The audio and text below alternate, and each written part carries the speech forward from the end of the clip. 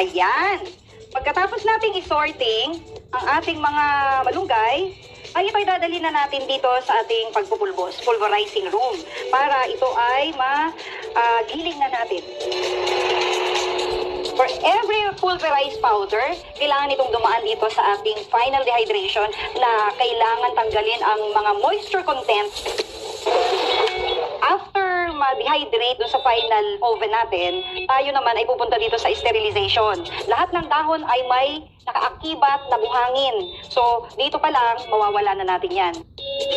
Kung meron tayong metal separation, meron din tayong tinatawag na bacteria separation. Tinatanggal natin dito ang mga bacteria na nasa powder. So ito ang final stage of sterilization natin, ang ultraviolet. Ang ating mga powder ngayon ay kailangan na nating i-packaging. Sa panahon pa ng kanunuan natin, mga tribo pa, ang mga herbs natin, sila lang ang gamot. At bakit din ang malalaki nating mga pharmaceuticals, they are going back to basic. May herbal na rin sila. Ibig sabihin, naniniwala sila na ang mga local herbs natin ay potent, sobrang galing. Delivery po. Dahil kay Jemuel at Marites, nagkaroon ng alternatibo ang mga Pinoy na subukan ang organic vegetables at mga halamang gamot na tumutubo mismo sa ating bansa.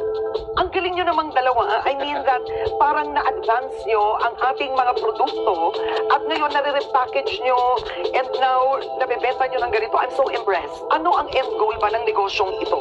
Is to help the farmers. Kasi ang mga farmers natin is really on their low esteem. Dahil ang farmers natin palaging hindi nare-recognize eh. Pero you are eating 3 times a day. Do you know your farmer? Do you know who plant your rice? Di ba your veggies?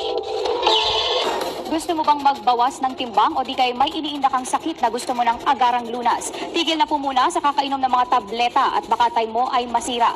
Blower na panlunas nasa Pilipinas na.